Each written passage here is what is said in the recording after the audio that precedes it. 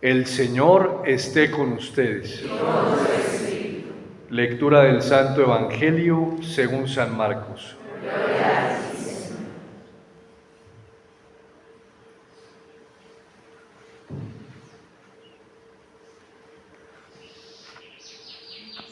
Cuando a los pocos días entró Jesús en Cafarnaún, se supo que estaba en casa. Acudieron tantos que no quedaba sitio ni a la puerta, y les proponía la palabra. Y vinieron trayéndole un paralítico llevado entre 4, y como no podían presentárselo por el gentío, levantaron la techumbre encima de donde él estaba, abrieron un boquete y descolgaron la camilla donde yacía el paralítico. Viendo Jesús la fe que tenían, le dice al paralítico: Hijo, tus pecados te son perdonados. Unos escribas que estaban allí sentados pensaban para sus adentros: ¿por qué éste habla así? Blasfema. ¿Quién puede perdonar pecados sino solo uno, Dios? Jesús se dio cuenta enseguida de lo que pensaban y les dijo: ¿por qué piensan eso? ¿Qué es más fácil decir al paralítico: tus pecados te son perdonados, o decir: levántate, coge la camilla y echa a andar?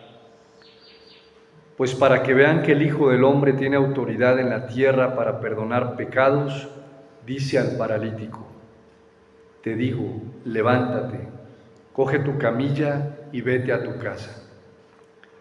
Se levantó, cogió inmediatamente la camilla y salió a la vista de todos.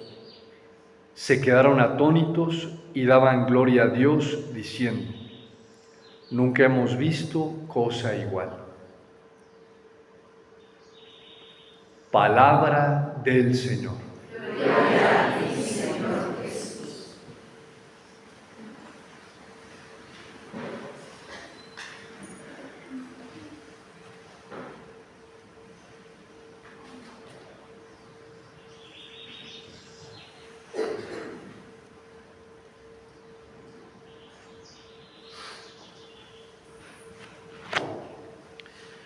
En las primeras páginas de la Sagrada Escritura podemos ver cómo se quebranta la esperanza de nuestros primeros padres, Adán y Eva. Pero también vemos, como nos lo recuerda la misma liturgia y alguno de los prefacios, la manera paciente, misericordiosa y omnipotente del amor de Dios que interviene inmediatamente para levantar la esperanza de nuestros padres y decirles que Él tiene solución para todo y que al fin de cuentas el linaje, la mujer y su linaje terminarán con su gracia, con su ayuda y con su poder triunfando sobre las fuerzas del mal. Esta concepción ambientó constantemente la fe de Israel, la esperanza de Israel cuando se veían oprimidos por el mal, amenazados por el mal, cuando estaban en batallas muy duras y difíciles y se veían casi que perdidos, siempre mantenían una certeza en lo profundo de su corazón, una ilusión, un deseo, un anhelo por allá bien guardado en el corazón que les permitía escuchar la voz de Dios que les decía: yo iré frente a ustedes, yo los liberaré. Y Dios escogía instrumentos, servidores como Moisés, para hacerle ver al pueblo que Él los iba a seguir guiando, que Él los iba a seguir conduciendo a una tierra de libertad, de salvación y de prosperidad. Y lo único que le pedía al pueblo era mantener viva esa esperanza, esa confianza y esa certeza solamente en Él como Rey. Lo que vemos hoy es un testimonio precisamente de esto, de un pueblo que durante mucho tiempo fue manteniendo viva esa llama de la esperanza en algunos. Y así la mayoría o muchos se pervirtieran, siempre había uno o dos que mantenían viva la ilusión y el deseo de que Dios los iba a gobernar de que Dios los iba a sacar, de que Dios los iba a proteger, como pasó con Abraham, como pasó con Jacob, como pasó también con Moisés o con Josué, después de que Moisés también deja de caer un poco la esperanza y la confianza, porque se deja entorpecer por la ceguera del pueblo, viene Josué, el joven Josué, que mantiene vivo el ánimo y la ilusión para decir: tenemos que ir a esa tierra que Dios nos prometió, porque Él nos va a salvar, nos va a liberar, nos va a guiar. Pero ya con Samuel, cuando lo ven viejo, achacado, y cuando ven que sus hijos no están guardando esta esperanza, el pueblo comienza a decepcionarse y a cansarse y quieren otro rey. Ya no los entusiasma la ilusión de que sea Dios quien los dirija, de que sea Dios quien los libere, de que sea Dios quien cumpla la promesa de restaurarlo todo. Y por eso terminan despreciando no a Samuel, sino al Señor. Queremos otro rey, como los que tienen los demás pueblos vecinos nuestros. Queremos reyes así esplendorosos. Y el Señor les advierte a través de Samuel que esos reyes y cualquier rey siempre va a estar amenazado por el egoísmo, por el amor propio, y se lo advierte. Los va a poner a trabajar para su propia cuenta, para su propia gloria, para su propio beneficio. Y el pueblo dice: no nos importa, lo queremos así. Dios se los advierte a través de Samuel. A Samuel lo levanta y le dice: no te preocupes, que no te desprecian a ti, me desprecian a mí. Ya no me quieren como rey, ya no me quieren como su guía, pero quieren eso, yo les voy a dar un rey como ellos lo están pidiendo. De hecho, el pueblo, después de lo que sucede con Saúl, no tiene excusas para quejarse, porque así es la bondad y el amor infinito de Dios. Antes de que sucedan las cosas, las advierte, las previene, las ilumina. Pero si uno se obstina en el mal camino, Dios deja. No quiere que suframos los golpes de la caída. No quiere que padezcamos esos sufrimientos y los efectos negativos de lo que ello trae. Pero si nos obstinamos, nos deja. Eso sí, sin ser indiferente, porque sigue allí acompañando en silencio a ver cuándo lo aceptamos a Él como Rey. Y vienen todas las consecuencias que después vienen con el rey Saúl, porque no fue en realidad un rey según el corazón de Dios, sino según la obstinación del pueblo. El pecado de David, que fue el culmen que rebosó la taza, el pecado de desobediencia al Señor, que trajo tantas desgracias para el pueblo de Israel, fue un pecado que se fue construyendo poco a poco y empezó con esta obstinación del pueblo que quiso un rey según su corazón y no según el corazón de Dios.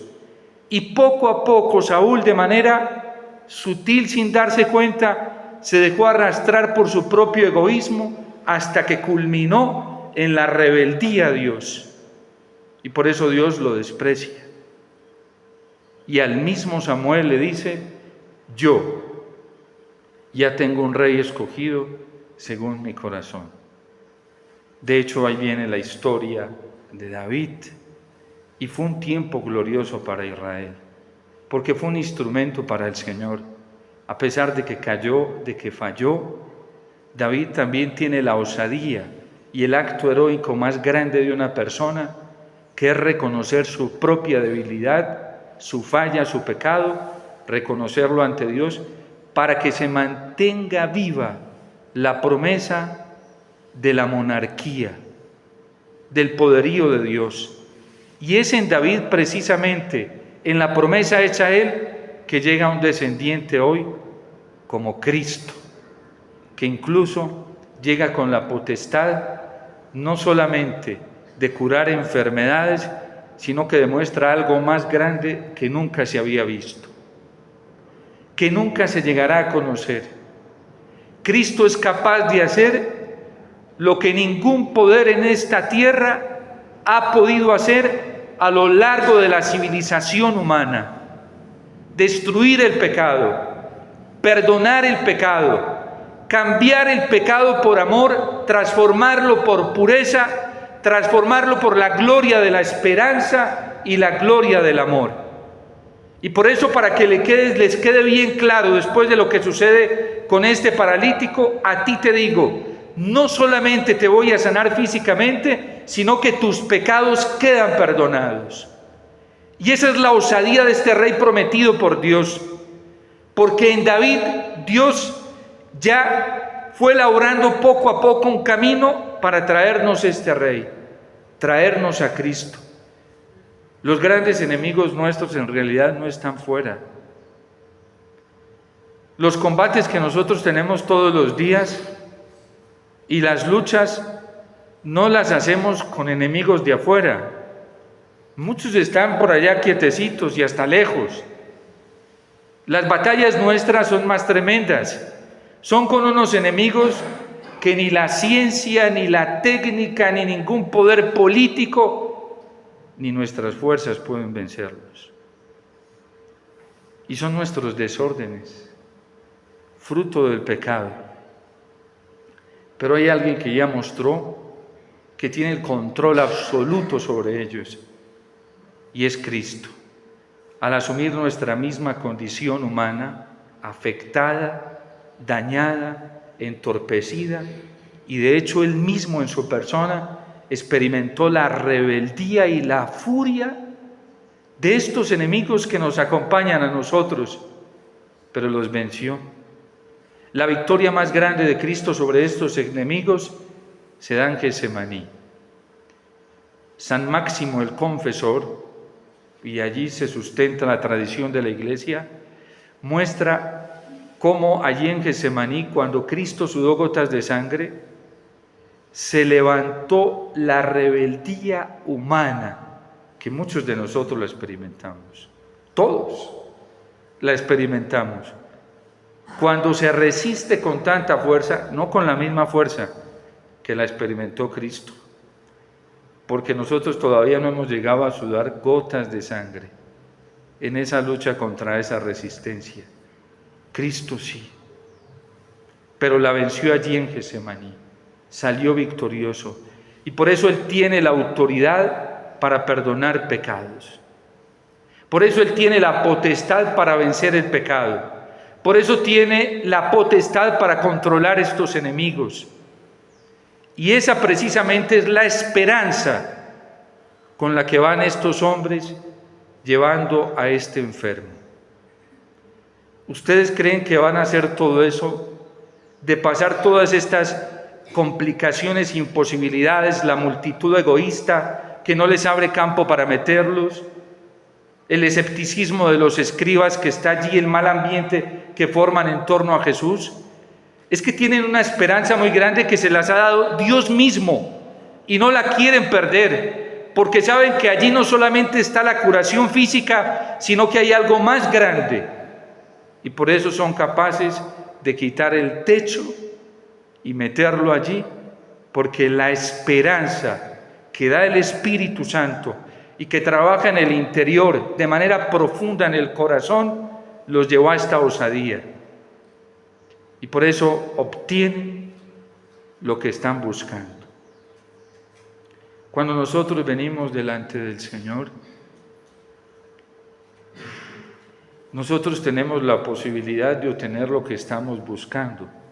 Hay gente que es osada y pide mucho, otros desean poco.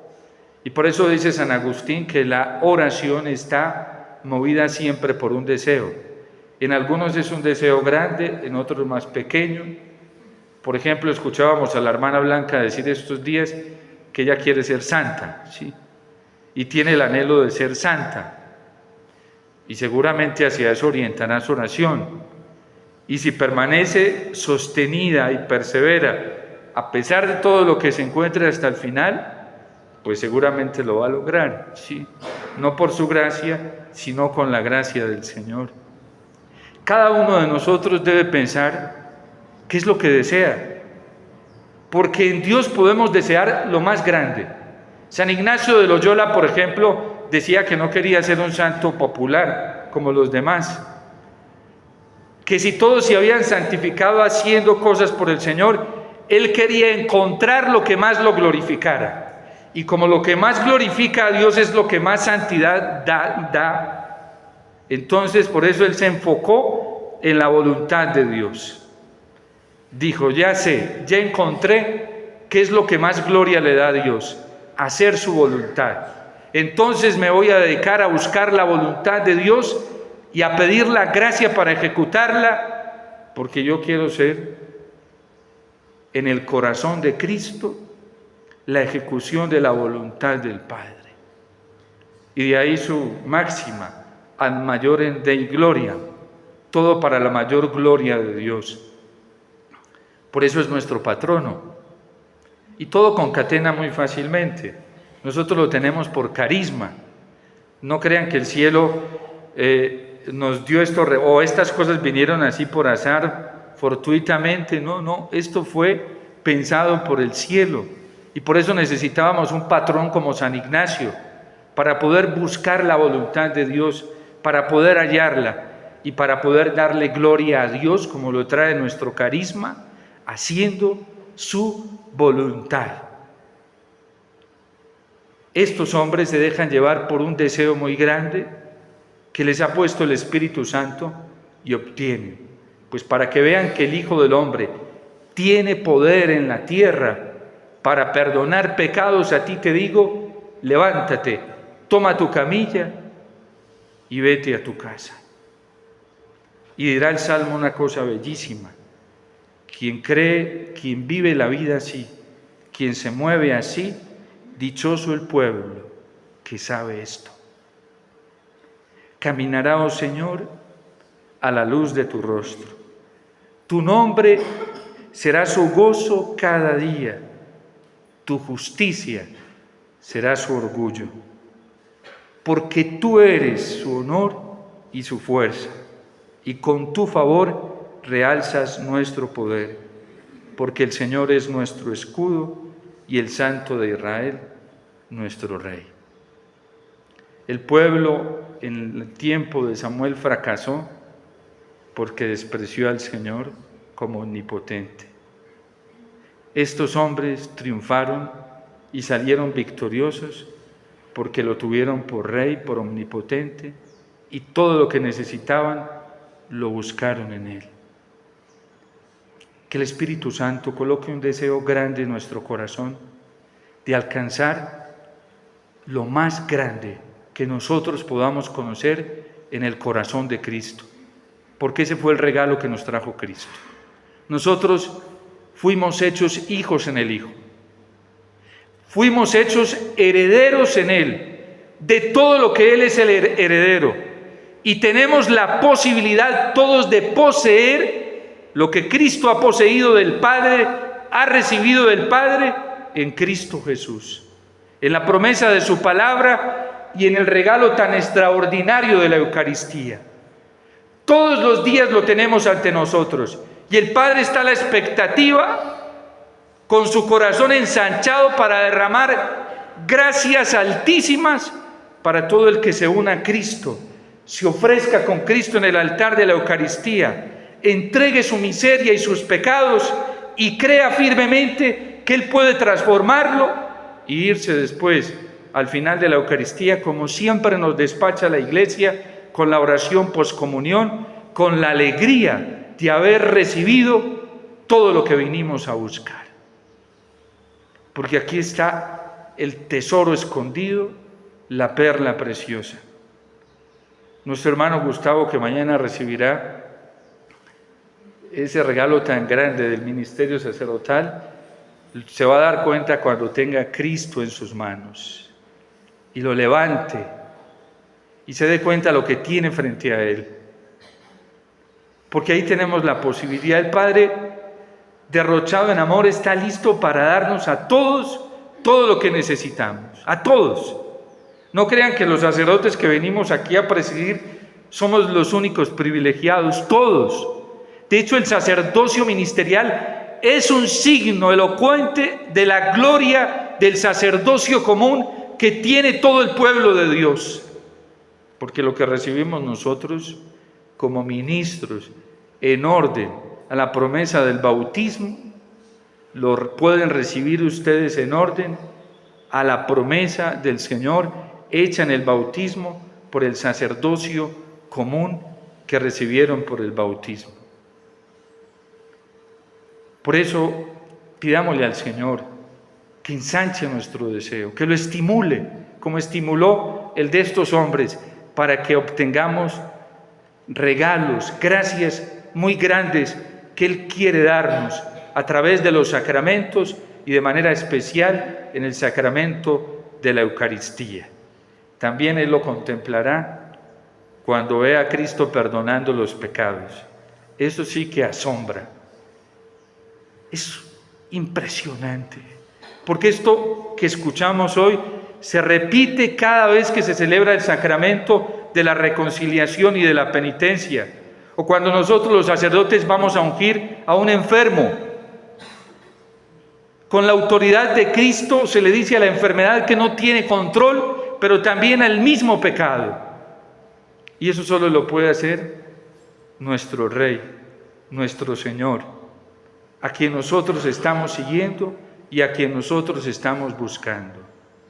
Por eso pidámosle al Espíritu Santo que ensanche nuestro deseo, que nos motive a desear, pero cosas grandes, a desear la vida eterna, a desear el cielo, a desearlo a Él con todas nuestras fuerzas, a desear al Padre su cercanía en nuestra vida, porque eso lo necesitamos nosotros y lo necesita el mundo.